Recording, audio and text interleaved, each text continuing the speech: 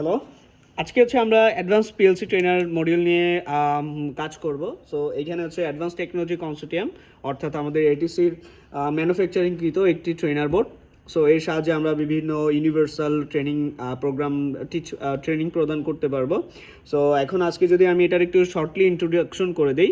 So এই trainer বোর্ডের সর্বপ্রথমই যদি আমরা দেখি, আমাদের এইখানে হচ্ছে একটি সিমেন্স ব্র্যান্ডের পিএলসি রয়েছে, যেটি হচ্ছে আমাদের 12-14C DC relay type. Output হচ্ছে তার রিলে, এবং ঠিক তার হাতের বাঁ পাশে উপর দিকে রয়েছে আমাদের 7 সেগমেন্ট ডিসপ্লে, অর্থাৎ 2 ডিজিট। আমরা 00 থেকে 99 পর্যন্ত দেখতে পাবো।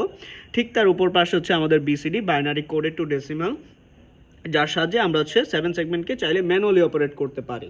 ঠিক একইভাবে এইখান থেকে আমরা সিগন্যাল আবার পিএলসির ইনপুটেও নিতে পারি। এবং ঠিক তার নিচে আমাদের হাতের ডান পাশের একদম নিচের দিকে আমরা দেখতে পাচ্ছি আমাদের হচ্ছে আউটপুট লোড রয়েছে, আর এখানে আউটপুট লোড হিসেবে একটি আমাদের বার্জার রয়েছে। ঠিক তার ডান পাশে রয়েছে আমাদের হচ্ছে ইনপুট সুইচ, ডিজিটাল সুইচ, যেগুলো হচ্ছে পুশ বাটন, অর্থাৎ আমি পুশ করার পর এনো, ছেড়ে দিলে এনসি হয়ে যাবে। একটির মোমেন্টারি বাটন রয়েছে, যেটি একবার প্রেস করার পর এনো, বারবার রিলিজ করার পর সেটি এনসি হয়ে যাবে। সো এখানে আমাদের নিচে কিছু সেন্সর রয়েছে। একটি হচ্ছে আমাদের প্রক্সিমিটি সেন্সর, একটি রয়েছে আমাদের ফটো সেন্সর, এবং দুইটি রয়েছে আমাদের কয়েল, অর্থাৎ রিলে কয়েল, যেটি হচ্ছে আমাদের অক্সিলারি পার্ট হিসেবে কাজ করবে। ঠিক একই পাশে রয়েছে আমাদের একটি মাইক্রো সেন্সর, যেটি আমরা হচ্ছে বড় আকারে পেয়ে থাকলে এটিকে আমরা লিমিট সুইচ বলে থাকি।